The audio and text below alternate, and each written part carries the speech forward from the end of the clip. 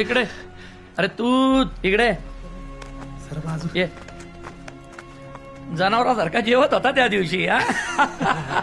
हे राहू दे राहू दे भाई राहू दे राहू दे राहू दे. नंतर कर.